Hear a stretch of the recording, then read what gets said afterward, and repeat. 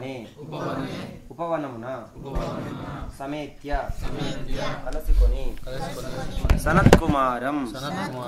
సనత్కుమారుని భగవంతం పూజనీయుడగు ఏకం ఒంటరిగా ఆరాధ్య అర్చించి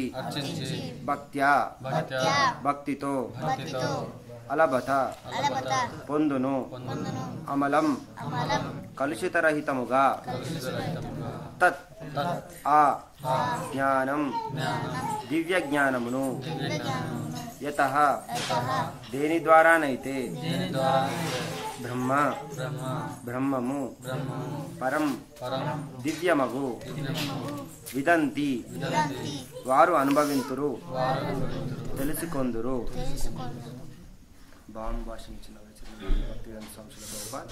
ప్రభుపాదికి ఈ పృథుమహారాజు తన ప్రాసాదమునందలి ఉపవనమున సనత్కుమారుని అంటే సనకాది కుమారులలో ఒకరిని కలుసుకొని భక్తితో అర్చించి దేని ద్వారా మనుజుడు దివ్యానందమును అనుభవించును అట్టి ఉపదేశములను బడయును.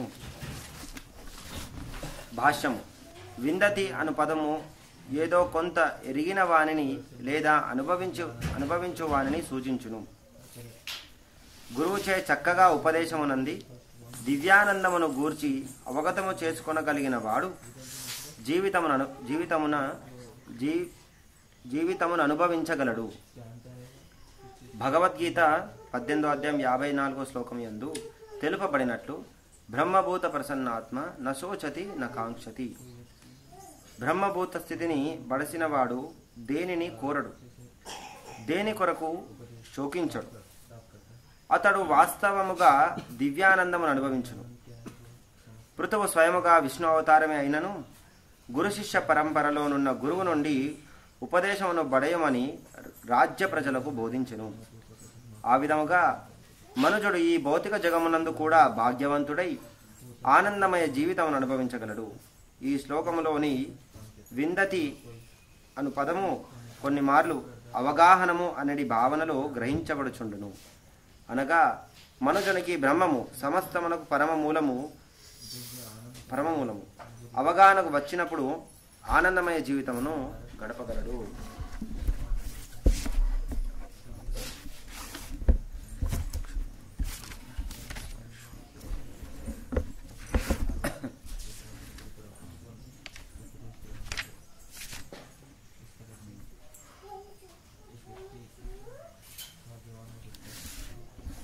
హరే కృష్ణ. ఇక్కడ పృథు మహారాజు నాకు 4 సాంప్రదాయాలు ఉన్నాయి. ఆ సాంప్రదాయంలోనే కుమార సాంప్రదాయంలో మనకు సనత్ కుమారుని నుంచి స్వయంగా చాలా పవిత్ర భక్తుడైన గొప్ప భక్తుడు, వారి నుంచే ఒక సాంప్రదాయం వచ్చింది అంటే ఎంత ప్రామాణికమైనటువంటి ఆచార్యులు వాళ్ళు. సో ఆయన నుంచి స్వయంగా పృథు మహారాజు ఈ యొక్క దివ్యమైనటువంటి జ్ఞానాన్ని పొందారన్నమాట, ఉపదేశాన్ని పొందారాయన. భక్తితో అర్చించి ఏ విధంగా జ్ఞానాన్ని తెలుసుకున్నాడు ఆయన? భక్తితో అర్చించి దేని ద్వారా మనుజుడు దివ్యానందమును అనుభవించును అట్టి ఉపదేశములను బడయును. అంటే ఏది పాటించడం ద్వారా, ఏ విషయాలని తెలుసుకోవడం ద్వారా, ఏ విషయాన్ని జీవితం యొక్క పరమార్థం ఏ విషయాల పట్ల ఆధారపడి ఉందో ఆ విషయాలన్నింటినీ కూడా ఆయన ఈ సనత్ కుమారుని నుండి, తన యొక్క గురువు నుండి ఆయన పొంది జీవితంలో ఆనందాన్ని ఆయన పొందగలిగాడు. అంటే పృథు మహారాజు ఇది పృథు మహారాజు స్వయంగా భగవంతుని యొక్క అవతారం ఆయన. సో భగవంతుని యొక్క శక్తి ఆవేశ అవతారంగా ఆయన భగవంతుడు ఎంచుకున్నాడంటే ఆయనకు సమస్తమైనటువంటి జ్ఞానం ఆయన లోపల ఉంటుంది, సమస్తమైనటువంటి జ్ఞానాన్ని ఆయన కలిగి ఉంటాడు. అయినా కూడా వాళ్ళు తన ప్రజలకు, అంటే రాజు అనేవాడు చాలా ఆదర్శపూర్వకమైనటువంటి జీవితాన్ని గడపాలన్న. ఎందుకంటే యథా రాజా తథా ప్రజ, రాజు ఎలాగుంటారో ప్రజలు కూడా ఆ విధంగానే తయారవుతారు. కుటుంబ యజమాని ఏ విధంగా ఉంటారో ఆ విధంగానే కుటుంబం ఉంటుంది. ఏ విధంగా అయితే రాజ్యాన్ని బట్టి రాజుని మనం గుర్తించవచ్చు, రాజు ఎలా ఉంటారు అనేటువంటిది. ఆ విధంగా సో ఇక రాజు చాలా కీలకమైనటువంటి పాత్ర. సో అందుకే ఈయన స్వయంగా ఆయన ఏ విధంగా గురువుని అర్చించాలి, ఏ విధంగా పూజించాలి, ఏ విధంగా భక్తితో ఆయన సంతృప్తి పరచాలి అనేటువంటిది విషయాలని తన రాజ్యంలో ఉన్న ప్రజలకు అతను ఒక ఉదాహరణగా చూపించాలనుకున్నాడు. అదేవిధంగా ఆయన ఎంతో భక్తి శ్రద్ధలతో సనత్ కుమార్ని తన గురువుని అర్చించడం జరుగుతుంది. ఒక ఎగ్జాంపుల్ని ఆయన ఒక ఐడియల్ని సెట్ చేస్తారు. ఆ విధంగా రాజ్య ప్రజలందరూ కూడా ఎటువంటి రాంగ్ డైరెక్షన్లో వెళ్లకుండా మంచి లక్షణాలన్నింటినీ కూడా తన ప్రజల్లో నింపడానికి ఆయన అనుక్షణం ప్రయత్నం చేస్తూ ఉండేవారు అన్నాడు. ఇదే కాదు, భగవంతుడి యొక్క మనం చూడొచ్చు, స్వయంగా భగవంతుడు దేవాదేవుడు శ్రీకృష్ణ భగవాన్ సంపూర్ణ భగవంతుడు దేవాది దేవుడు కృష్ణుడు కూడా అతను స్వయంగా భగవంతుడు. అతనికి తెలియనిది ఏం లేదు, తన గురువు అనేటువంటిది అవసరమే లేదు. కానీ ఆయన దేనికి ఆధారపడి లేదు ఆయన యొక్క అస్తిత్వం, ఆయన యొక్క సంపూర్ణత్వం, ఆయన యొక్క ఆనందం కూడా. కానీ ఆయన స్వయంగా గురువుని స్వీకరిస్తున్నాడు. ఇక్కడ కృష్ణుడిగా వచ్చి ఇక్కడ అవతారం తీసుకున్నప్పుడు సాందీపముని గురువుగా స్వీకరిస్తారు. సో ఎందుకంటే తన యొక్క నేను ఏది చేస్తానో జనులందరూ అది ఆచరిస్తారు. కాబట్టి భగవంతుడు ఆ విధంగా అక్కడ ఆయన ప్రజల కోసం తన యొక్క జీవులందరి యొక్క ఉద్ధరణ కోసం గురువు యొక్క నిజమైనటువంటి పొజిషన్ని ఆయన చూపించాడు. ఆ గురువు యొక్క స్థానం ఎంత గొప్పది, ప్రతి ఒక్కరికి కూడా గురువు అనేటువంటిది అవసరం. గురువు లేకుండా ఎవరు కూడా జీవితంలో పరిపూర్ణత్వాన్ని పొందలేరు, అది సాధ్యమయ్యే విషయం కాదు. తర్వాత భగవంతుని పొందాలి అంటే గురువు ద్వారానే సాధ్యము అనేటువంటి విషయాన్ని ఆచరణపూర్వకంగా వాళ్ళు తెలియజేశారు. మనం చూడొచ్చు, శ్రీరామచంద్రుడిగా కూడా పూర్ణ పురుషోత్తమ భగవంతుడు శ్రీరామచంద్రుడు మర్యాద పురుషోత్తముడు ఆయన. సో ఆయన కూడా సో యొక్క గురువుని స్వీకరించారు. అస్త్ర విద్యలన్నీ కూడా విశ్వామిత్రుడి నుంచి నేర్చుకున్నారు. తర్వాత గురుకులంలో వశిష్ఠుని వద్ద ఆయన ఎంతో శిక్షణను పొందారు. సో ఈ విధంగా భగవంతుడు తర్వాత భగవంతుని యొక్క ప్రతినిధులు ప్రతి ఒక్కరు కూడా ఈ యొక్క గురువు యొక్క ప్రాముఖ్యతను వారు తెలియజేస్తున్నారు. అసలు గురువు లేకుండా మన జీవితంలో ఆనందం అనేటువంటిది అసంభవం అన్నది, సాధ్యమైనటువంటి విషయం కాదు, ఈ విషయం అనేటువంటిది కాదు. ఎందుకంటే భగవంతుని యొక్క భక్తి ద్వారానే భగవంతునికి ఏదైతే సేవ చేస్తామో, పవిత్ర భక్తియుక్త సేవ ఏదైతే ఉందో, విశుద్ధ భక్తియుక్త సేవ ఏదైతే ఉందో, అది చేయడం ద్వారానే జీవి ఆనందంగా ఉంటాడు. ఇక్కడ చెప్పబడుతున్నాడు, ఇక్కడ ఈ విధంగా భౌతిక ప్రపంచంలో కూడా భాగ్యవంతుడై ఆనందంగా జీవించాన్ని అనుభవించగలుగుతాడు.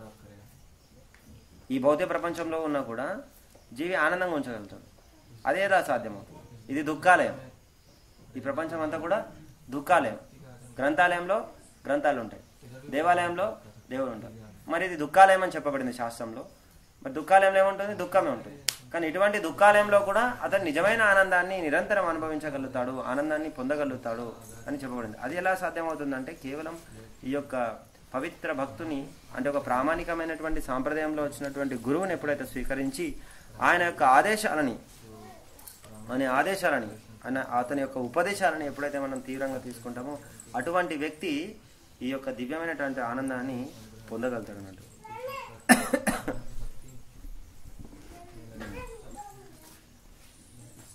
ఈ విధంగా మనం చూడవచ్చు నవవిధ భక్తిలో. తర్వాత ఈ పృథు మహారాజ్ అర్చనకి ఉదాహరణగా చూపిస్తారు. అంటే ఏ విధంగా మనం చూడవచ్చు, ఒక్కొక్క దానికి ఒక్కొక్క ఉదాహరణ. సఖ్యరసానికి అర్జున్ని, మనం వాత్సల్యరసానికి యశోదామాతని. అలాగే అర్చన ఏ విధంగా భగవంతునికి అర్చించాలి, గురువుని ఏ విధంగా అర్చించాలి, ఈ విధంగా సేవించాలనేటువంటిది ఈ విధంగా పృథు మహారాజ్ని ఇక్కడ మన ఉదాహరణగా కూడా చూపిస్తుంటాం.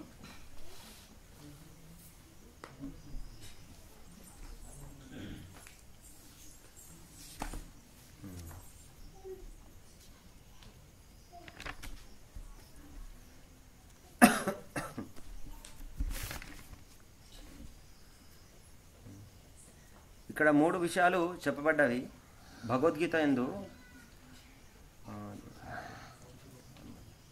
ఎటువంటి వ్యక్తి నిరంతరంగా ఆనందంగా ఉండగలుగుతాడు అంటే కృష్ణుడు స్వయంగా చెప్తున్న శ్లోకం ఇది. 18వ 54వ శ్లోకం.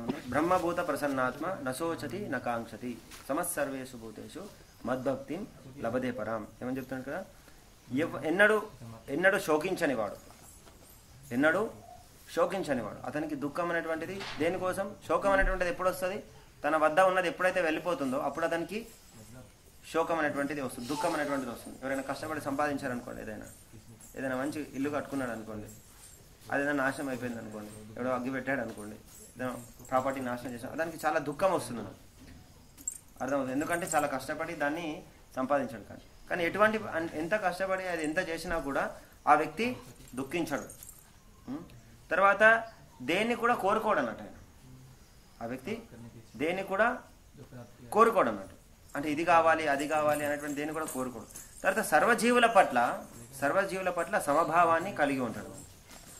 ఎవరైతే ఈ 3 విషయాలని జీవితంలో అది సాక్షాత్కారం పొందగలుగుతాడో అతనికి భగవంతుని పట్ల పవిత్ర భక్తియుక్త సేవ లభిస్తుంది. భగవంతునికి చేసేది పవిత్ర భక్తియుక్త సేవ. ఈ పవిత్ర భక్తియుక్త సేవ ద్వారానే ఒక జీవి తన జీవితంలో ఆనందంగా ఉండగలుగుతాడు. ఈ విధానాల్ని గురువు శిక్షణనిచ్చి ఇవ్వగలుగుతారు. గురువు ఇచ్చే వరదానం ఏంటిదంటే, గురువు నుంచి వచ్చేటువంటి వరం ఏంటిది, ఆ ఆశీర్వాదం ఏంటిదంటే భగవంతుని పట్ల ఈ పవిత్ర భక్తియుక్త సేవ ఎప్పుడు ఎవరు పాటించగలుగుతారు, ఎవరు ఆ పవిత్ర భక్తియుక్త స్థాయిలో వర్తించగలుగుతారు, ఎవరైతే ఎటువంటి శోకం వచ్చినా కూడా తన శరీరానికి, ముఖ్యంగా దేహానికే జీవుడు ఎక్కువగా ఇంపార్టెన్స్ ఇస్తారు. అహంకారానికి, తన దేహానికి అత్యున్నతమైనటువంటి ఇంపార్టెన్స్ ఇస్తున్నారు ప్రతి ఒక్క జీవి కూడా, బద్ధజీవి అంతా కూడా. సో తన శరీరానికి ఏది కష్టం కలిగినా కూడా ఆయన ఏం పట్టించుకోవడం. తర్వాత ఈ యొక్క ఇంద్రియ భోగం కోసం దేన్ని కూడా కోరుకోడు. తర్వాత ప్రతి ఒక్కరు హృదయంలో కూడా ఆయన భగవంతుని దర్శించడం ద్వారా సో అందరినీ సమానంగానే చూస్తాడు. ఇతను ఎక్కువ, ఇతను తక్కువ, ఇతను నాకు లాభం చేస్తాడు, ఇతను నాకు దగ్గర ఉంచుకోవాలా, శత్రువు మిత్రుడు అనేటువంటి భేదం అనేటువంటి చూడలేడు. ఇది అంత సులువైనటువంటి విషయం కాదు, ఇది మనం చర్చించడం చాలా సులువైనది, కానీ ఇది ఆచరణ పూర్వకంలోకి తీసుకురావడానికి చాలా కష్టమైనటువంటి విషయం. కానీ గురువు చాలా నిష్ణాతుడు అన్నట్టు. నిష్ణాతుడు అంటే ఎక్స్పర్ట్, దక్షత కలిగినటువంటి వాడు గురువు అన్నట్టు. గురువు అంటే భగవంతుని యొక్క అంతరంగిక సహచరుడు, భగవంతుని యొక్క పవిత్ర భక్తిని తన హృదయంలో స్థాపితం చేసుకున్నటువంటి వ్యక్తి, అతనే గురువు అవ్వగలుగుతారు అన్నట్టు. అందరూ గురువు కాలేరు. ఇప్పుడు బయట ఎంతో చవకగా లభిస్తున్నది గురువు, ఎంతో మంది గురువులు లభిస్తూ ఉన్నారు. ప్రభుపాద గారు ఉన్న సమయంలో కూడా ఇన్ని $, పే చేస్తే ఈ దీక్ష ఇస్తారు అనుకుంటా ఎంతో మంది దొంగ గురువులు ఉండేది అన్నట్టు. అటువంటి గురువు మనకి ఏం చేయలేడు అన్నట్టు. ఈ $తోటే కొనుక్కునేది అయితే ఎంతో మంది దగ్గర ఎన్నో $లు ఉన్నాయి, అవి కొట్టేసి వాళ్ళు కొనుక్కోవచ్చు, కానీ అది సాధ్యం కాదు.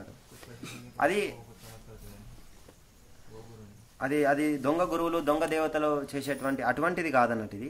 ఇది ఒక పవిత్ర హృదయంలో, ఎవరి హృదయంలో అయితే ఈ యొక్క పాప బీజం మూలంలో ఉన్నటువంటి కర్మ గ్రంథి నిబంధనం, ఈ యొక్క కర్మ గ్రంథి ఏదైతే ఉందో ఆ హృదయం నుంచి సంపూర్ణంగా ఈ పాప బీజం తొలగినటువంటి వ్యక్తులు అన్నమాట. భగవంతుని పట్ల అకుంఠితమైనటువంటి ప్రేమ హృదయంలో స్థాపించబడినటువంటి వ్యక్తి అన్నట్టు గురువు అంటే.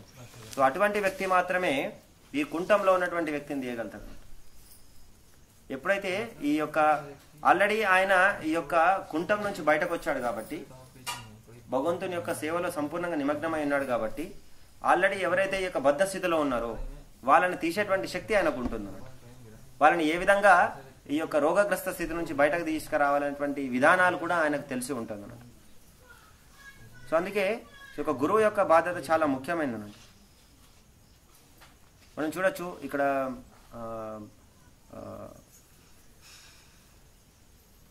మనము నారదముని మురుగారికి టీచింగ్ చేస్తుంటారు. అంటే గురువు యొక్క శక్తి ఎంత ఉంటుందంటే, మురుగారికి అంటే చూడండి, ఒక జంతువుల్ని సగం చంపి అవి బాధపడుతుంటే ఆనందాన్ని పొందేటువంటి వ్యక్తి అన్నట్టు.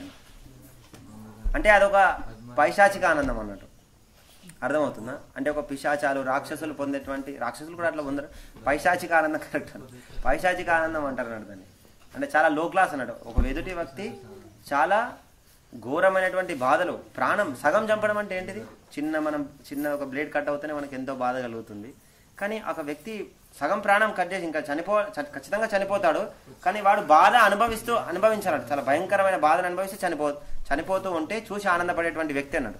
అంటే ఎంత దిగజారినటువంటి వ్యక్తి అయినా. అంత దిగజారినటువంటి చైతన్యంలో ఉన్నటువంటి వ్యక్తి. కానీ అటువంటి వ్యక్తి దగ్గరికి ఎవరు వెళ్ళారు? నారదముని వెళ్ళి ఆయన ఏ విధంగా ఉద్ధరించారు చూడండి. చాలా ఎక్స్పర్ట్ ఉంటారు అన్నట్టు, అర్థమవుతుందా?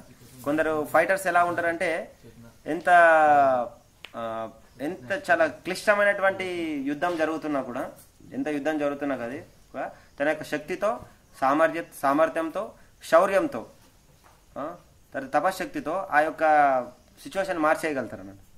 అంటే ఇంకొక ఉదాహరణ రూట్ చెప్పచ్చు. మనం ఇప్పుడు క్రికెట్ ఆడుతూ ఉంటారు అన్నట్టు. క్రికెట్ 2020 గేమ్ ఆడుతూ ఉంటారు వాళ్ళు. సడన్గా అది మొత్తం అందరు వికెట్లన్నీ పోతూ ఉంటాయి. ఎన్నో ఒకరే మిగిలిపోయి ఉంటారు. కానీ వాళ్ళే 6లు 4లు కొట్టేసి టైం గెలిపించేస్తారండి. 1 సైడ్ గేమ్ ఉంటుందండి. కానీ ఇట్లా ఒక పవిత్ర భక్తుని యొక్క స్థాయి ఎట్లా అంటే చాలా పవర్ఫుల్ అన్నట్టు. చూడండి, అంత దిగజారిన వ్యక్తిని ఏ స్థాయికి, మృగారి గురించి మనందరికీ తెలిసే స్టోరీ. మృగారి యొక్క స్థాయి ఎటువంటి స్థాయికి తీసుకొచ్చానంట అంటే చూడండి, సర్వజీవుల పట్ల సమభావం కలిగి ఉండే స్థాయికి తీసుకొచ్చాను. బ్రహ్మభూత ప్రసన్నాత్మ నశోచతి నా కాంక్షతి సమత్సర్వేషు బోధేషు. ప్రసన్నాత్మ, అతనికి నా దగ్గర నుంచి ఇది పోతుందనే బాధ ఏం లేదైనా. ఎందుకు? అతని పట్ల నారదముని ఏం చేశాడు? ఆల్రెడీ అతని హృదయంలో భక్తి బీజాన్ని నాటేశాడు. పవిత్ర భక్తియుక్త సేవని స్థాపితం చేశాడు అన్నట్టు. ఆయన చేశాడు కాబట్టి ఆయనకు నా దగ్గర ఇది లేదు. ఎందుకంటే సర్వం భగవంతుంది, ఇదంతా కూడా సర్వం కూడా భగవంతునికి సంబంధించింది. కాబట్టి నాదేం పోతుంది ఇక్కడ? నాదేం లేదు, జస్ట్ నేను భగవంతుని యొక్క సేవలో ఉండడం. తర్వాత నాకేం అవసరం? ఆయన ఏది నా శోచతి నా కాంక్షతి, అతను ఏది కూడా నాకు ఇది కావాలని కోరుకోడు. ఎందుకంటే నాకేది కావాలో భగవంతుడు ఇస్తాడు. నా పని ఏంటిది? నేను చేయాల్సింది భగవంతుని యొక్క సేవ, గురువు యొక్క సేవ. గురువు ఏదైతే సేవ ఇచ్చాడో ఆ సేవ చేయడం నా యొక్క ధర్మం, నా యొక్క బాధ్యత. అది ఏది వస్తుంది, ఏది వెళ్ళిపోతుంది అనేటువంటి శిష్యుడి యొక్క ధర్మం కాదన్నట్టు. శిష్యుడు అనేటువంటిది ఆలోచించాడు అన్నాడు. నాకేది లాభం వస్తుంది, నాకేది నష్టం వస్తుంది, నాకేది సుఖాన్ని కలిగిస్తుంది, ఏది దుఃఖాన్ని కలిగిస్తుంది, అది ఆలోచించడం మనం శిష్యుడు కాదు. మనకేం అది ఏం ఆలోచించి ఇది గురువుకు సంతృప్తి కలిగిస్తుందా లేదా, కృష్ణునికి సంతృప్తి కలిగిస్తుందా లేదా అనేటువంటిది చూస్తాడు అన్నట్టు. తర్వాత ప్రతి ఒక్క జీవిలో భగవంతుని దర్శించడం సమభావంతో ఎవరు ఉండగలుగుతారు? ఎవరైతే సంపూర్ణమైన కృష్ణ చైతన్యాన్ని సాధించగలుగుతారో అటువంటి వ్యక్తే ఉండగలుగుతారు. ప్రతి ఒక్కరి హృదయంలో పరమాత్మని దర్శిస్తూ ఇదందరూ కూడా భగవంతుని యొక్క సేవకుడు అనేటువంటి చైతన్యంతో ఎప్పుడైతే ఉంటారో అప్పుడే ఆ వ్యక్తి ఈ సమభావంతో చూడగలుగుతారు. అటువంటి స్థితిలో ఈ యొక్క మృగారి రావడం జరిగిందన్నట్టు. అంటే చూడండి, ఆయన యొక్క ఉపదేశాలు, నారదముని ఇచ్చినటువంటి ఉపదేశాలు అంటే చూడండి, ఇక్కడ నారదముని ఒక గురువు యొక్క గొప్పతనం కూడా ఎలా ఉందంటే అటువంటి వ్యక్తికి ఇటువంటి ఈవెన్ ధర్మస్య తత్వం నిహితం గుహాయ, ధర్మాల్లో ఉన్నటువంటి ధర్మ మూలాలు, శాస్త్రాల యొక్క మర్మం అర్థం చేసుకోవడం అంత సులువైన విషయం కాదన్నట్టు. ఎన్నో ధర్మాలు ఉంటాయి. తర్వాత ప్రతి ఒక్క సిచ్యువేషన్ ప్రకారం కొన్ని ధర్మాలు ఇవ్వడం జరుగుతుంది. దాన్ని రకరకాల పరిస్థితుల్లో రకరకాలుగా దాన్ని అన్వయించాల్సి వస్తుంది. ఎంతో ధర్మం చాలా సూక్ష్మంగా ఉంటుంది అన్నట్టు. ఇటువంటి ధర్మ సూక్ష్మాల యొక్క మర్మాన్ని సర్వం ఎరిగి ఉంటాడు అన్నాడు గురువు. ఎరిగి ఆ యొక్క శిష్యునికి ఈ యొక్క జ్ఞానం అందివ్వగలుగుతారు. సో ఆ విధంగా ఇక్కడ మృగారి వీటన్నిటినీ కూడా చాలా లోతైన అవగాహన అతనికి కలిగిందన్నట్టు ఈ యొక్క నారదముని యొక్క కృప వల్ల. ఎందుకంటే అతని యొక్క సూచనను ఈయన చాలా అకుంఠితమైనటువంటి శ్రద్ధతో భక్తితో ఆయన ఆచరించాడు. అందుకోసమే అది సాధ్యమైంది అన్నట్టు ఆయన. అందుకే ఆయన అట్టి పవిత్ర భక్తియుక్త సేవ చేయగలిగాడు. మనం ఇటువంటి ఉదాహరణ కూడా చూడొచ్చు. మనం అంబరీష్ మహారాజు యొక్క లీలలో కూడా చూడొచ్చు. ఆయన ఆయన ఆయన భగవంతుని పట్ల ఎంత భక్తిని వాళ్ళు పొందాడంటే నిరంతరం ఈ భాష్యంలో చెప్పడం జరిగింది, ఎవరు ఈ జీవితంలో ఆనందంగా ఉండగలుగుతారు. అర్థమవుతుందా? విధంగా భౌతిక ప్రపంచంలో కూడా ఈ నిరంతరం ఆనందంగా ఉండగలిగేటువంటి వ్యక్తులు అంటే భక్తులు మాత్రమే. ఎందుకంటే భక్తునికి వైకుంఠంకి ఈ యొక్క భౌతిక ప్రపంచానికి స్వర్గాపవర్గ నరకే స్వపితుల్యార్థ దర్శనం అంటే స్వర్గమైన నరకమైన అది వాళ్ళకి తేడా ఉండదు అన్నాడు. ఎందుకంటే వాళ్ళకి కావాల్సింది ఏంటిది? సేవ, కృష్ణుని పట్ల సేవ, భగవంతునికి ప్రేమతో చేసేటువంటి సేవ. ఆ సేవ వాళ్ళకి కావాలి, ఆ సేవ వాళ్ళకి దొరుకుతుంది. అంబరీష్ మహారాజ్ యొక్క జీవితంలో చూడొచ్చు.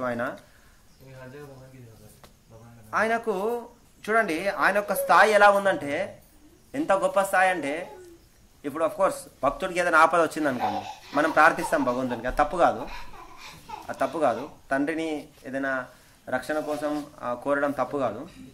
కానీ అట్ ద సేమ్ టైం ఆ భక్తియుక్త సేవలో ఏదైతే ఉందో అది ఉత్కృష్టమైనటువంటి స్థితి అన్నాడు. చాలా ఎంత ఉన్నత స్థాయిలో ఉన్నాడంటే ఆయనకు దుర్వాసముని ఆయనకు శపిస్తున్నాడు, తర్వాత ఒక రాక్షసుని పంపించాడు. అయినా కూడా అతని శరీరం నశిస్తుంది, శరీరం నశిస్తుంది, రాజ్యాన్ని కూడా నాశనం చేసేటువంటి శక్తి ఏమవుతుందని. కానీ ఆయన భగవంతుని పట్ల సంపూర్ణమైనటువంటి శరణాగతిని పొందిన వ్యక్తి అన్నట్టు.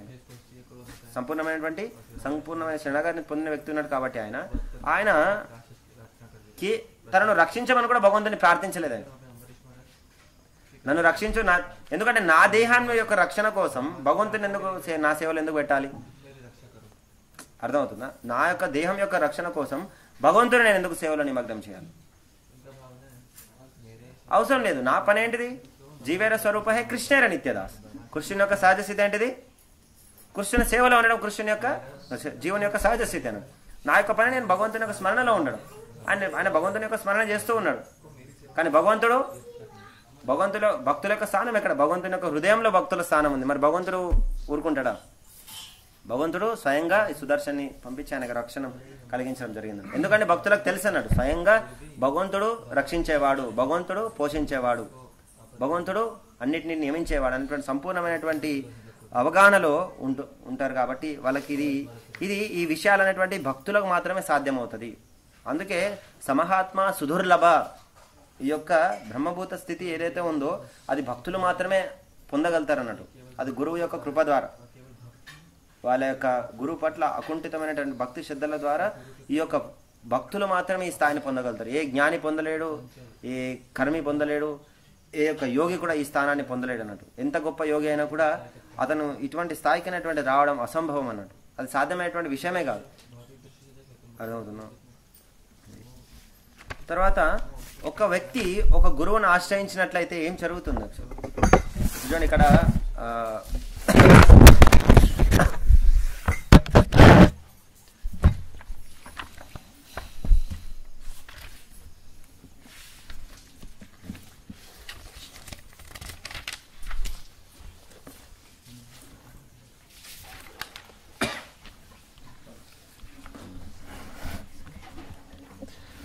ఇంకొక విషయం కూడా ఉంది. గురువు ఎంత శక్తి అంటే, ఆయనకి ఎంత శక్తి ఉంటుందంటే, ఈవెన్ భగవంతుని పాదాల నుంచి వచ్చింది ఏంటిది?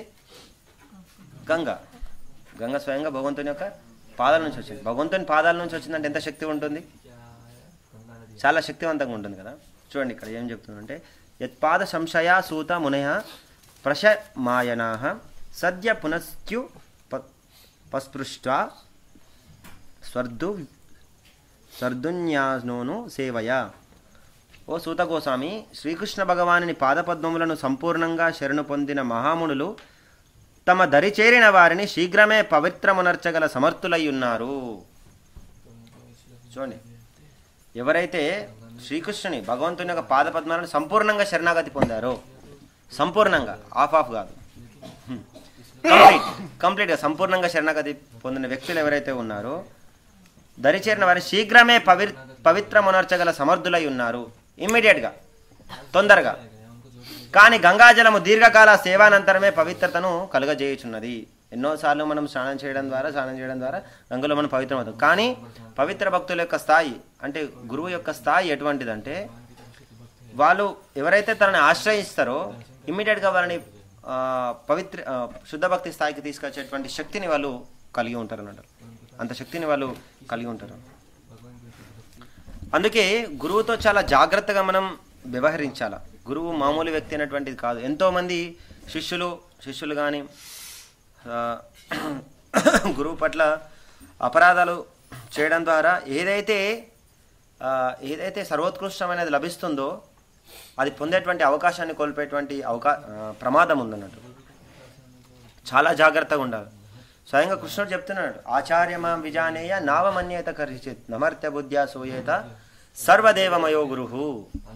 అంటే ఎవరైతే ఆచార్యుడు ఎవరైతే ఉన్నారో, గురువు ఎవరైతే ఉన్నారో, సో వాళ్ళు మామూలు వ్యక్తిలాగా నువ్వు భావించవద్దు. నమర్త్య బుద్ధ్యా సూయేత, సాధారణ మనిషిలాగా నీ బుద్ధితో నువ్వు ఆలోచించకూడదు. ఆయన నా యొక్క ప్రతినిధిగానే నన్ను ఎంతైతే గౌరవాన్ని ఇస్తావో అంతే గౌరవాన్ని నువ్వు గురువుకు ఇవ్వాలి అనేటువంటి స్వయంగా చెప్తున్నాను. అందుకే ముఖ్యంగా ఈ యొక్క ఫెమిలియారిటీ, ఈ గురువుకు ఏదైతే మన నిరంతరం మన గురువు మనతోటే ఉండడం ద్వారా ఎక్కువ మన కళ్ళ ముందే ఉంచడం ద్వారా ఫెమిలియారిటీ అంటే నిరంతరం చూస్తూ మనం ఒకటే కదా అని అనుకుంటాం అన్నట్టు. కొన్నిసార్లు ఒకటే కదా అని అనేటువంటి భావనలు మన హృదయంలో వస్తూ ఉంటాయి. అవి చాలా చాలా ప్రమాదకరమైనటువంటి. వాళ్ళు మనకు ఎంత సన్నిహిత్యాన్ని మనకు కలిగించినా కూడా మనం ఎప్పుడు కూడా మన మనసులో వాళ్ళ యొక్క స్థానాన్ని స్థిరపరచుకొని ఉంచాలన్నట్టు. అంటే నన్ను చనివిస్తున్నారు కదా అని సో వాళ్ళకి ఇంకా దగ్గరికి వెళ్ళిపోవడము, తర్వాత జోకులు వేయడము, తర్వాత ఇంకా చనివేసి ఇంకా ఏదైతే మనం ఒక ఫ్రెండ్ని ఎలాగా డీల్ చేస్తామో ఆ రకమైనటువంటి డీలింగ్స్ మనం వెళ్ళవు. ఆఫ్ కోర్స్ గురువు కరుణతో ఒక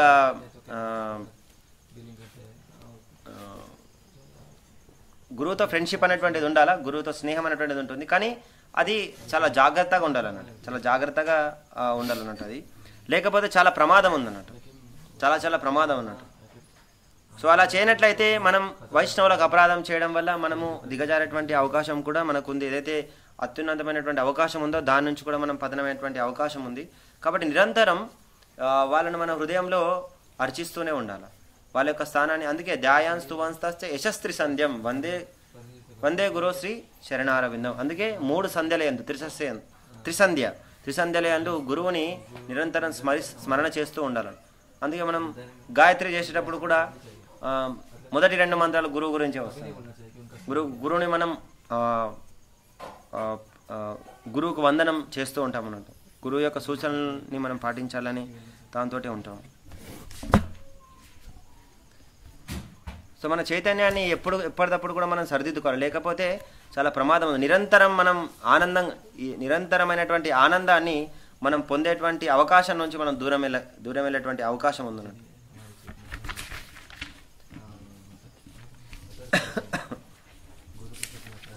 ఇక్కడ నారదముని ఎంతో మందిని భక్తులుగా మార్చాడు. అంతేకాకుండా నారదముని కూడా స్వయంగా ఒక భక్తి వేదాంతులు. అంటే ఆయన ఎట్లా ఒక శూద్రరాలి యొక్క కుమారుడుగా ఆయన జన్మ తీసుకుంటాడు. కానీ ఆ యొక్క ఒక పవిత్ర భక్తుల యొక్క సేవ ద్వారానే ఆయన కూడా అత్యున్నతమైన స్థాయికి వచ్చేస్తాడు అన్నట్టు. ఎంతో అత్యున్నతమైనటువంటి స్థాయికి ఆయన వచ్చేస్తాడు అన్నట్టు.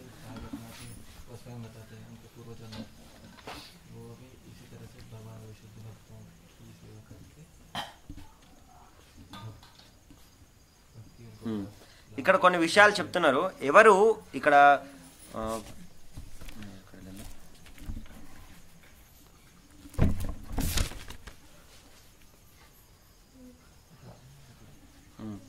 పృథుమహారాజు తన ఉపదేశాలను పాటించి సనత్ కుమారుని యొక్క ఉపదేశాలు ఏదైతే ఉన్నాయో చాలా అకుంఠితమైనటువంటి దీక్షతో ఆయన పాటించేవారు అన్నాడు. అలాగే శిష్యుడు ఎవరైతే ఉన్నారో వాళ్ళకు ఉండాల్సినటువంటి లక్షణాలు ఇక్కడ చెప్పబడింది అన్నట్టు. ఇక్కడ అంటే మెయిన్ కొన్నిగా అంటే ఎవరైతే ఈ గురూపదేశము పాటింపజాలని వారు భగవద్ధామును ఎన్నడనూ చేరజాలరు. గురువు యొక్క ఉపదేశాలను ఎవరైతే పాటించారో వాళ్ళు ఎప్పుడు కూడా భగవంతుద్ధామని చేరుకోరు అన్నట్టు. అయితే ఈ యొక్క శిష్యుని యొక్క ఉండాల్సినటువంటి మెయిన్ కొన్ని లక్షణాలు ఉన్నాయి అన్నట్టు. అదేంటిదంటే ఆత్మ నిగ్రహము లేనిదే. ఇక్కడ కొన్ని విషయాలు చెప్తున్నారు. ఆత్మ నిగ్రహము లేనిదే, తర్వాత క్రమశిక్షణ పాటించనిదే, నమ్రతను కలిగి ఉండనిదే, ఎవ్వరను గురూపదేశములను పాటించుటలో కృతకృత్యులు కాజాలరు. అంటే చూడండి, ఎవరైతే ఇంద్రియ నిగ్రహాన్ని కలిగి అంటే ఆత్మ నిగ్రహం కలిగి లేనిదే, తర్వాత క్రమశిక్షణ పాటించినదే, డిసిప్లిన్ లేకుండా, తర్వాత నమ్రతను కలిగి ఉండనిదే, వినయాన్ని గురువు పట్ల మనం వినయాన్ని కలిగి ఉండనిదే, ఎవరు కూడా గురూపదేశం పాటించడంలో చాలా పురోగతిని మనం పొందలేరు అన్నట్టు. సో ఇక్కడ వినయం అంటే కూడా మనం ఇక్కడ సరిగా అర్థం చేసుకోవాలి. ఏంటిదంటే వినయం అంటే ఒక రకమైనటువంటి నిర్వచనం ఏంటిదంటే ఎవరు ఏమన్నా కూడా సైలెంట్గా ఉండడం కాదు, ఎవరు తిట్టినా కొట్టినా మనం ఏదో ఊరుకొని ఉండడం, ఆ విధంగా మనం అర్థం చేసుకోలేదు వినయం అంటే. ఇక్కడ భక్తి సిద్ధాంత సరస్వతి మహారాజ్ చెప్తారేమంటే ఆ యొక్క వినమ్రత అంటే following the instructions of Guru and శాస్త్ర. ఏదైతే ఆచార్యుల యొక్క గురువు యొక్క శాస్త్రం యొక్క సూచనలు పాటించడం అది వినయం అన్నట్టు. సో ఈ విషయాలతో జాగ్రత్తతో ఉన్నట్లయితే ఆ గురువు యొక్క సూచన యొక్క సంపూర్ణమైన లాభాన్ని ఆ శిష్యుడు పొందగలుగుతాడు అన్నట్టు. లేకపోతే అది సాధ్యమైనటువంటి విషయం కాదు.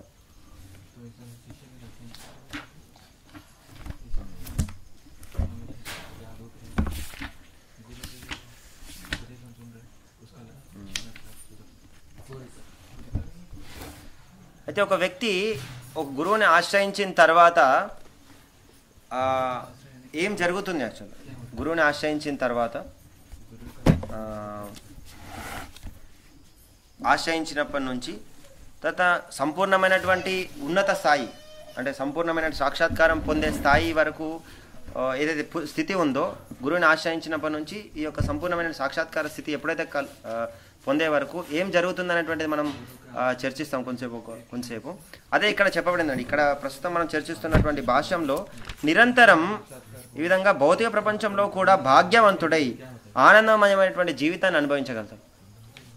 ఈ దుఃఖాలయంలో కూడా నిరంతరమైనటువంటి ఆనందం, ఆధ్యాత్మిక ప్రపంచంలో ఏదైతే ఆనందాన్ని ఆయన పొందుతున్నాడో నిరంతరమైనటువంటి దివ్యమైనటువంటి ఆనందాన్ని పొందగలుగుతారని చెప్తున్నాడు. అయితే అది ఏ విధంగా సాధ్యమవుతుంది అనేటువంటిది మనకు భాగవతం ప్రథమ స్కందంలో మనకు 2వ అధ్యాయంలో భగవతత్వము మరియు భక్తియుక్త సేవ, దాంట్లో కొన్ని శ్లోకాలు మనకు ఇవ్వబడి జరిగింది. అందులో మనం చర్చిస్తాం కొన్ని. శుశ్రూషో శ్రద్ధదానస్య వాసుదేవ కథారుచి శాన్మహత్ సేవయా విప్ర పుణ్యతీర్థ నిషేవనాత్. ఓ విప్రులారా, సర్వ పాప దూరులైనటువంటి మహాభక్తులకు సేవను గూర్చుట ద్వారా, భక్తులంటే ఇక్కడ భక్తులంటే చైతన్య మహాప్రభు చెప్తారు, ఒక్కసారి హరే కృష్ణ మంత్రం చెప్పినా కూడా భక్తులుగానే పరిగణిస్తాం. అలా కదండి, ఇక్కడ సర్వ పాప దూరులైనటువంటి, అన్ని పాపాల నుంచి విముక్తిని పొందినటువంటి వాళ్ళ చేత పాపం అనేటువంటి చేయబడదు అన్నట్టు. ఎందుకంటే వాళ్ళ హృదయంలో ఆల్రెడీ కృష్ణుని యొక్క స్థాపన జరిగి కృష్ణుని పట్ల సాక్షాత్కారం అనేది కలిగిపోయింది. వాళ్ళు సర్వ పాప దూరులైనటువంటి మహాభక్తులకు సేవను గూర్చుట ద్వారా గొప్ప సేవ మనరించబడుతున్నది. ఆ సేవ మహత్కార్యం అన్నట్టుది, చాలా చాలా గొప్ప కార్యం అన్నట్టు. బయట చేసే మామూలు కార్యాలు కాదు. ఇప్పుడు బయట ఎంతో పెద్ద పెద్ద డ్యాములు కడతా ఉన్నారు, పెద్ద పెద్ద బిల్డింగ్స్ కడతా ఉన్నారు,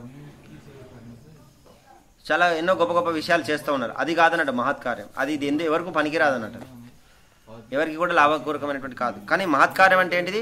ఏదైనా ఒక వ్యక్తిని మనం అతని భక్తుని యొక్క సేవలో నిమగ్నం చేశామంటే అది వాళ్ళకిచ్చే శాశ్వతమైనటువంటి లాభం.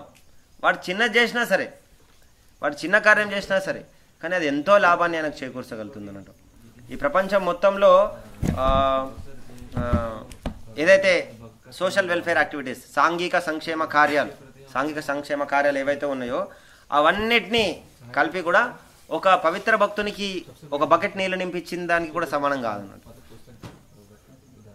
అంత పవిత్రీకరణ ఆ చిన్న బకెట్ నీళ్ళు ఆయనకు ప్యూరిఫై చేయగలుగుతుంది అన్నట్టు. అంటే ఇక్కడ యొక్క ఉద్దేశం ఏంటిదంటే, సో ఈ యొక్క ఒక పవిత్ర భక్తుని ఎప్పుడైతే సేవ చేస్తామో అది భగవంతుని ప్రీతి కలిగిస్తుంది. ఆ భగవంతుని యొక్క ప్రీతి ద్వారా, గురువు యొక్క కృప ద్వారా మన లోపల ఇక దివ్య జ్ఞానం అనేటువంటిది వస్తుంది అన్నట్టు.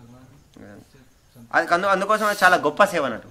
అట్టి సేవ ద్వారా మనుజునికి వాసుదేవుని కథలను శ్రవణము చేయుట యందు రుచి ఉత్పన్నమగును. ఎప్పుడైతే ఆ వ్యక్తి గురువు యొక్క సేవలో నిమగ్నం అవుతాడో, అందుకే వాళ్ళు భగవంతుని యొక్క కథలను శ్రవణం చేయుట యందు రుచి ఉత్పన్నం అవుతుంది. యాక్చువల్గా శ్రవణం కీర్తనం, ఈ యొక్క ఎప్పుడైతే ఒక వ్యక్తి శ్రవణ కీర్తనలో నిమగ్నం అవుతాడో చాలా ఈజీగా, చాలా తొందరగా ఈ యొక్క భౌతిక విషయాల పట్ల ఆసక్తి వదిలేయగలుగుతాడు అన్నట్టు ఈజీగా. కానీ ఎంతోమంది ఇప్పుడు చూడొచ్చు మనం టీవీలలో, ఛానల్స్లో, తర్వాత ఎంతోమంది ప్రవచనాల్లో, భాగవత్ సప్తాలలో, బృందావనంలో మనం ఎన్నో చూస్తూ ఉంటాం అన్నట్టు. ఎన్నో శ్రవణ కీర్తనలు జరుగుతూ ఉంటాయి. కానీ వాళ్ళ హృదయం నుంచి భౌతిక సుఖాభిలాష పోతుందా? వాళ్ళకి శ్రవణాసక్తి కలుగుతుందా? ఎన్నో శ్రవణ కీర్తన జరుగుతుంది, కానీ వాళ్ళకు నిజమైన రుచి అనేటువంటిది కలుగుతుందా? కలగట్లేదు. ఎందుకు? ఇక్కడ మహత్సేవ లేదు. ఇక్కడ మహత్సేవ అనేటువంటిది మిస్ అయిపోతుంది అన్నట్టు. వాళ్ళ శాన్మహత్ సేవయా విప్ర పుణ్యతీర్థ నిషేవనాథ్, ఆ యొక్క విశుద్ధ భక్తుని యొక్క సేవ. ఇప్పుడు మనం చూడొచ్చు, ఎంతోమంది ప్రభుపాల వారు ఆ పాశ్చాత్య దేశాలకు వెళ్ళినప్పుడు వాళ్ళంతా కూడా మ్లేచ్చులు అంటే మాంసం, మద్యం, జూదం, వ్యభిచారం, ఇవన్నీ కూడా వాళ్ళ యొక్క డైలీ లైఫ్ స్టైల్ అన్నట్టు. అవి లేకుండా వాళ్ళు జీవించడం చాలా కష్టమైన విషయం. డైలీ లైఫ్ షెడ్యూల్ అన్నట్టు వాళ్ళది. అది లేకుండా చాలా కష్టం అన్నట్టు. కానీ అటువంటి వ్యక్తులు ఎటువంటి స్థాయికి వచ్చారన్నట్టు. మామూలుగా ఒక భారతీయ సాంప్రదాయంలో పుట్టి పెరిగినటువంటి వ్యక్తినే ఫుల్ టైం డివోటీగా, అంటే సంపూర్ణంగా శరణాగతి పొంది 24 గంటలు కృష్ణ సేవలో ఉండే విధంగా మార్చడం ఎంతో కష్టం. కానీ అటువంటిది ప్రభుపాల వారు అంత శరణాగతి సన్యాసి స్థాయికి వాళ్ళని తీసుకురాగలిగారంటే వాళ్ళకి ఏమంటే అవ్యాజమైనటువంటి కరుణతో తన యొక్క సేవనిచ్చారన్నట్టు. ఆ యొక్క అతని యొక్క గురుస్థానాన్ని స్వీకరించి వాళ్ళందరినీ కూడా బలవంతంగా వాళ్ళని తన యొక్క సేవ తన అంటే ప్రభుపాద ఏది తన సొంత కోసం చేయాలి, కృష్ణుని కోసం చేస్తారు, తన ఉద్యమం కోసం చేయాలి. కృష్ణుని యొక్క ఏదైతే విజన్ ఏదైతే ఉందో కృష్ణుని యొక్క ఉద్యమం యాక్చువల్లీ కృష్ణుని యొక్క ఉద్యమంలో అతను అందరినీ నిమగ్నం చేసి ఈ యొక్క భక్తుల సేవలో నిమగ్నం చేసి వాళ్ళని భగవంతుని యొక్క రుచి, భగవంతుని యొక్క నామం పట్ల రుచి కలిగే విధంగా, భగవంతుని యొక్క శ్రవణ కీర్తనం పట్ల రుచి కలిగే విధంగా వాళ్ళని తయారు చేశారు. తర్వాత శ్లోకంలో చెప్తున్నారు, శృణ్వతాం సగత కృష్ణ పుణ్యశ్రవణ కీర్తన హృదయంతస్థో హ్యభద్రాన్ని విధునోతి సుహృత్సతాం. పరమాత్మగా సర్వజీవుల హృదయంలో నిలిచిన వాడును, శ్రద్ధావంతులైన భక్తుల శ్రేయోభిలాషియునకు శ్రీకృష్ణ భగవానుడు. చక్కగా శ్రవణ కీర్తనములు జరిగినప్పుడు పుణ్యప్రదములైన తన దివ్య లీలా కథల ఎడ శ్రవణోత్సాహమును పెంపొందించుకున్న భక్తుని హృదయం నుండి భౌతిక సుఖాభిలాషను తొలగించి వేయుచున్నాడు. ఈ యొక్క కర్మ గ్రంథి ఏదైతే ఉందో చాలా ఈ భౌతిక సుఖాభిలాష మనకు లోపల చాలా మూలంగా ఉంటుందన్నట్టు, చాలా సూక్ష్మంగా ఉంటుంది. ఈ యొక్క ఈశ్వరోహం అహం భోగి, నేను ఈశ్వరుని, నేను ఈ శరీరాన్ని నేను దీన్ని భోగించాలి, ఈశ్వరోహం నేను నియంత్రించేవాడిని, నేను భోగించేవాడిని. ఇది చాలా చాలా సూక్ష్మంగా ఉంటుంది. అది ఆ భౌతిక సుఖాభిలాష ఏదైతే ఉందో అది మనం తీయలేమన్నట్టు. ఏం చేసాం దానికోసం శాన్మహత్ సేవయా విప్ర, ఎప్పుడైతే గురువు యొక్క సేవలో మనం నిమగ్నం అవుతామో అప్పుడు నామం పట్ల రుచి కలుగుతుంది అన్నట్టు, భగవంతుని యొక్క శ్రవణ కీర్తన పట్ల రుచి కలుగుతుంది. ఎప్పుడైతే తీవ్రంగా చక్కగా శ్రవణ కీర్తనములు జరిగినప్పుడు, ఎప్పుడు శ్రవణ కీర్తనం సరిగ్గా జరుగుతుందో ఆ శ్రవణోత్సాహమును పెంపొందించుకున్న భక్తుని హృదయం నుండి, అటువంటి భక్తుని హృదయం నుంచి కృష్ణుడు స్వయంగా ఈ యొక్క భౌతిక సుఖాభిలాష తీసేస్తున్నాడు. భౌతికంగా భోగించాలన్నటువంటి కోరిక తీసివేయబడుతుంది అన్నట్టు. తర్వాత శ్లోకం చెప్తుంది, నష్టప్రాయ శుభద్రేషు నిత్యం భాగవత సేవయ భగవతి ఉత్తమ శ్లోకే భక్తిర్భవతి నష్టకి. తర్వాత నిత్యముగా ఉనరించినటువంటి శ్రీమద్ భాగవతోపదేశముల శ్రవణం, భాగవతం యొక్క శ్రవణం ఇప్పుడు మనం చేస్తున్నాం. శుద్ధ భక్తుల సేవనం ద్వారా హృదయమునందుల అభద్రములన్నీ దాదాపు సంపూర్ణంగా నశించిపోయి, హృదయంలో ఏవైతే అభద్రాలు ఉన్నాయో కామ క్రోధ లోభ మోహ మదమాచార్యాలు ఉపాధులు, నేను ఇది నేను అది అనేటువంటి ఎన్నో అభద్రాలు అనేటువంటివి ఉంటుంది, ఎన్నో అనర్థాలని ఉంటాయి, ఎన్నో అనవసరమైనటువంటి ఆసక్తులు ఉంటాయి, అవన్నీ కూడా అభద్రాలు అన్నట్టు. అంటే భగవంతుని యొక్క భక్తియుక్త సేవకు ఆటంకపరిచేటువంటి కూడా అభద్రాలే, అనర్థాలు అన్నట్టు. అవన్నీ కూడా అవన్నీ తీసివేయబడి, అవన్నీ హృదయం నుంచి తీసివేయబడి ఏమవుతుంది, క్లీనింగ్ జరుగుతుంది అన్నట్టు. మార్జనం, చేతో దర్పణ మార్జనం, గుండీచా మార్జనం చేస్తారంట చైతన్య మహాప్రభు. మొత్తం ఎంతో క్లీన్గా, చాలా క్లీన్గా చేస్తారు అన్నట్టు. ఎంత క్లీన్గా చేస్తారంటే చాలా క్లీన్గా ఉంటుంది అన్నట్టు, ఇట్లా అద్భుతమైన క్లీనింగ్ అన్నట్టు. సో అది అంత ఎప్పుడైతే ఆ లెవెల్లో మనం క్లీనింగ్ చేస్తామో, ఆ లెవెల్లో ఎప్పుడైతే మనం ఆ స్థాయిలో ఎప్పుడైతే శ్రవణ కీర్తనం చేస్తామో అప్పుడు ఈ అకుంఠితమైనటువంటి ప్రేమయుత సేవ భగవంతుని పట్ల, అకుంఠితం అంటే కుంఠితం కాదన్నట్టు, అహైతుకి అప్రతిహత. అహైతుకి అంటే ఎటువంటి హేతువు ఉండదు అన్నట్టు. నాకు ఇది కావాలి అని భక్తి చేయరు, అది భక్తి కాదు, బిజినెస్ అవుతుంది. నాకు ఇది కావాలనే చేయడు. అహైతుకి అప్రతిహత, ఎటువంటి నియమాలతో చేయరు. నాకు ఇది చేస్తేనే ఓకే, నాకు 1,00,000 రూపాయలు నాకు డబ్బులు వస్తేనే నేను కొబ్బరికాయ కొడతాను, నాకు 2 కోట్లు ఇస్తేనే నీకు గుడి కడతాను అంటే కండిషన్ పెడతారు అన్నట్టు. ఇప్పుడు చాలామంది నేను డొనేషన్ కలెక్షన్కి వెళ్ళినప్పుడు ఖచ్చితంగా చేస్తే స్వామి, కానీ నాకు ఇది ప్రాజెక్ట్ ఒక ఆయనకి వెళ్ళాను, ఇక్కడ నర్సన్పేటలో ఉంటాడు, పెద్ద రియల్ ఎస్టేట్ మ్యాన్ అన్నట్టు. ఆయన చాలా పెద్ద బిజినెస్ చేస్తారు అన్నట్టు, పెద్ద డీలింగ్స్ చేస్తుంటాడు. వెళ్ళినప్పుడు నాకు ఇది సక్సెస్ అయిందని కామెంట్, నేను ఖచ్చితంగా నీకు డొనేషన్ ఇస్తానంట. అంటే కండిషనల్ అన్నట్టు, అది రూల్స్ అండ్ రెగ్యులేషన్స్ అన్నట్టు. అది భక్తి కాదు అన్నట్టు, బిజినెస్ అన్నట్టు, డీలింగ్ అన్నట్టు. ఆయన ఎట్లయితే తన కస్టమర్స్తో డీలింగ్ చేయాలనుకుంటే భగవంతునితో డీల్ చేయాలనుకుంటే అది భక్తి కాదు. భక్తి అది నిజమైనటువంటి భక్తి కాదు. అకుంఠితమైనటువంటి ప్రేమయుత సేవ, అకుంఠితమైనటువంటి ప్రేమయుత సేవ అనేటువంటి స్థాపితమైనటువంటి అవుతుంది అన్నట్టు. తర్వాత ఏమవుతుంది, ఎప్పుడైతే శ్రవణ కీర్తనం చేసినప్పుడు ఏమవుతుంది, అబద్ధాలు తొలగడం స్టార్ట్ అవుతాయి అన్నట్టు. అబద్ధాలు తొలగడం అనేటువంటి స్టార్ట్ అవుతుంది. అప్పుడు ఈ రజో తమో గుణాలు అనేటువంటివి మన హృదయం నుంచి మెల్లమెల్లగా వెళ్ళడం స్టార్ట్ అవుతుంది. ఇప్పుడు రజోగుణ ప్రభావం తమో గుణ ప్రభావం అనేటువంటిది ఉంటుంది అన్నట్టు. సత్వగుణం కూడా ఉంటుంది, కానీ ఆ సత్వగుణం అంతా కూడా మిక్స్ అయి ఉంటుంది అన్నట్టు, తమో గుణం రజోగుణం. అయితే ఎప్పుడైతే ఈ యొక్క హృదయమునందు విక్షేపరహితమైన ప్రేమయుత సేవ, విక్షేపరహితమైనటువంటి ప్రేమయుత సేవ హృదయమునందు సుస్థిరమైనంతనే రజోస్తమో గుణ ఫలములైన కామ క్రోధ లోభములు హృదయం నుండి అదృశ్యమగును. ఈ కామము, క్రోధము, లోభము హృదయం నుండి వెళ్ళిపోతాయి. అవి అనేటువంటి మన హృదయంలో రావన్నట్టు. అంతటా భక్తుడు సత్వగుణమునందు స్థితిని పొంది సంపూర్ణంగా ప్రసన్నుడను, అప్పుడు ఆనందాన్ని పొందుతాడు. ఇక్కడ నిరంతరమైనటువంటి ఆనందం ఏదైతే భాషలో మనం చెప్పినామో ఇది అది అన్నట్టు. సత్వగుణ స్థితిని పొంది అతను సంపూర్ణంగా ప్రసన్నుడగును, ప్రసన్న స్థితికి రాగలుగుతాడు అన్నట్టు. ఏవం ప్రసన్న మనసో భగవద్భక్తి యోగత భగవత్తత్వ విజ్ఞానం ముక్త సంగస్య జాయతే. ఇక్కడ చెప్తున్నాడు, శుద్ధ సత్వమునందు ఎప్పుడైతే కామక్రోధ లోభాలన్నీ హృదయం నుంచి వెళ్ళిపోతాయో అప్పుడు శుద్ధ సత్వం. ఆ సత్వగుణం కూడా కాదు, ఈ రజోతమ గుణాలతో ఉన్నటువంటి సత్వగుణం కాదు, ఈ రజోగుణం తమగుణం సంపూర్ణంగా వెళ్ళిపోయిందంట. శుద్ధ సత్వం, కంప్లీట్లీ ప్యూరిఫైడ్ సత్వ. అయితే సంపూర్ణమైనటువంటి శుద్ధ సత్వగుణంలో ఎప్పుడైతే స్థాపితమవుతాడో, శుద్ధ సత్వమునందు స్థితుడై శ్రీకృష్ణ భగవానుని భక్తియుక్త సేవ ద్వారా ప్రసన్నమైన మనస్సు పొందేడి మనుజుడు సమస్త భౌతిక సంగత్వము నుండి ముక్తి నొందిన స్థితిలో వాస్తవమైన భగవతత్వ విజ్ఞానాన్ని పొందగలుగుతాడు, వాస్తవమైనటువంటి జ్ఞానాన్ని పొందగలుగుతాడు. అప్పుడు అతని యొక్క ఈ యొక్క హృదయ గ్రంథి అనేటువంటిది కట్ అవుతుంది. ఈ యొక్క నాట్స్ ఏవైతే కర్మ గ్రంథులు ఏవైతే ఉన్నాయో అదంతా కూడా వెళ్ళిపోయి అప్పుడు అతను నిరంతరం ఇందుకు చెప్పిన నరకంకి వెళ్ళినా, స్వర్గంకి వెళ్ళినా, వైకుంఠంకి వెళ్ళినా, ఎక్కడికి వెళ్ళినా కూడా ఆయన అప్పుడు ఆనందంగా ఉండగలుగుతున్నాడు. అది ఈ స్థాయి అన్నమాట. అది చాలా అత్యున్నతమైనటువంటిది. అందుకే సమహాత్మ సుదుర్లభ, అటువంటి మహాత్ములు చాలా దుర్లభం అని, అంత ఈజీగా దొరకదు. కానీ మన అదృష్టం, మనకు దొరికారు ప్రభుపాల వారు, మన గురువు భక్తి వికాస్ స్వామి మహారాజ్. సో అద్భుతమైన చాలా ఉన్నతమైన స్థాయిలో ఉన్న భక్తులు. కానీ వాళ్ళ యొక్క సూచనలు మనం పాటించినట్లయితే ఖచ్చితంగా మనం ముందుకెళ్ళగలుగుతాం, అందులో ఎటువంటి సందేహం లేదు. సో ఈ విధానం, ఈ ప్రాసెస్ చాలా పెద్దదే, కానీ చాలా చాలా లాంగ్ ప్రాసెస్, చాలా చిన్నగా కూడా అవుతుంది. అది మన తీవ్రతను బట్టి ఉంటుంది అది. కాబట్టి దీంట్లో సంపూర్ణంగా నిమగ్నం అయితే విజయం మాత్రం ఖచ్చితంగా లభిస్తుందండి, ఇందులో ఎటువంటి సందేహం అనేటువంటిది లేదు. హరే కృష్ణ. ఇది ఏమైనా మిస్టేక్స్ ఏమైనా జరుగుంటే చెప్పండి, ఏమన్నా ప్రశ్నలు ఉంటే కూడా ఏమన్నా అడగవచ్చు.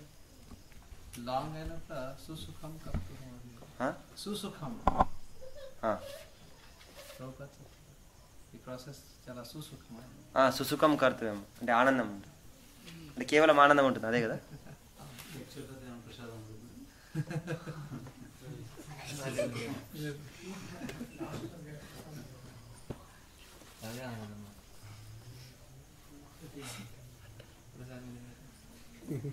అంటే నాకు అర్థం కాలేదు, అంటే కామెంట్ సుసుఖం కర్తం అవ్యయం. అంటే మాయావాదులు అయితే చాలా టార్చర్ అన్నట్టు, నువ్వు అగ్నిలో కూర్చోవాలి. మన రుద్రమణి చెప్తా ఉన్నాడు ఆయన ఋషికేశ్లో వెళ్ళినప్పుడు వాళ్ళకి ఏంటంట సంథింగ్, వాళ్ళు ఉపవాసం ఉండాలంట, వాళ్ళ చుట్టూ అగ్ని పెడతారంట, ఇట్లా మొత్తం ఫైర్ పెట్టేసి మధ్యలో కూర్చొని ఆయన తపస్సు చేయాలంటే చాలా కష్టం అన్నట్టు. నిరాకారవాదులు కానీ వాళ్ళు పాటించే విధానాలు కానీ ఆ కఠోరమైనటువంటి తపస్సులు, అది భగవద్గీతలో చెప్తారు కదా, ఆ క్లేశోధికతరస్తేషం క్లేశోధికతరస్తేషం, ఎంతో క్లేశాలతో నిండిపోయి ఉంటుంది అన్నట్టు. ఆ క్లేశాలు చాలా కష్టమైనటువంటి విధానం, కానీ భక్తి చాలా సులభం, కేవల ఆనందకంద. ఇక్కడ ఏం చేస్తాం, కేవలం ప్రసాదం తీసుకోవడం, డ్యాన్స్ చేయడం, అంతే, ఇంకేం లేదన్నట్టు. ఇక్కడ చైతన్య మహాప్రభు ఎంత సరళమైనటువంటి విధానం ఇచ్చారంటే, ప్రసాదం తీసుకోవాలి, ఫుల్గా ప్రసాదం తీసుకోవాలి, ఫుల్గా సేవ చేయాలి, ఫుల్గా నృత్యం చేయాలన్నట్టు. మీరు చైతన్య చరితామృతాలు చేస్తే ఇదే ఉంటుంది మొత్తం, సేవలలో పాల్గొనడం, కీర్తన చేయడం, ప్రసాదం తీసుకోవడం, సేవలో పాల్గొనడం, కీర్తన చేయడం, ప్రసాదం తీసుకోవడం, ఇంతే 3 విషయాలే ఉంటాయి, ఇంకేముండేది. అప్పుడప్పుడు చైతన్య మహాప్రభు కొందరు తిడుతూ ఉంటారు, కొందరు కొడుతూ ఉంటారు, అది కూడా లీలలు జరుగుతూ ఉంటాయి, అంతే. హరే కృష్ణ.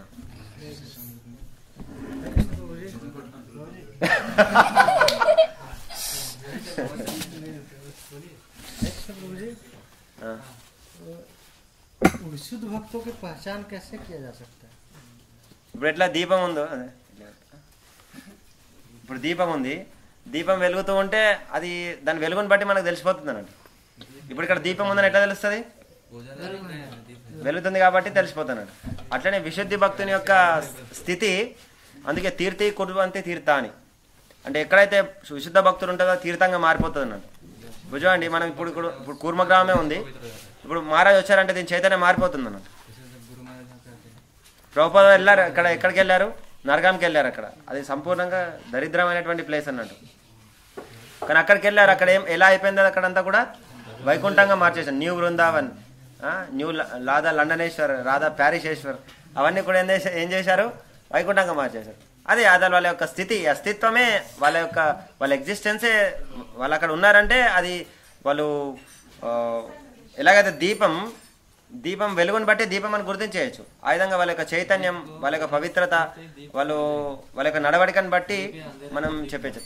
ఇంకా టెక్నికల్గా చెప్పాలంటే మనకు భగవద్గీతలో స్థితప్రజ్ఞశ్చ కా భాష అని అర్జునుడు చెప్పడం జరుగుతుంది. ఇక్కడ స్థితప్రజ్ఞ యొక్క లక్షణాలు అక్కడ 2వ అధ్యాయంలో చెప్పబడుతుంది అన్నట్టు భగవద్గీతలో. దాన్ని బట్టి కూడా మనం చెప్పొచ్చు అన్నట్టు.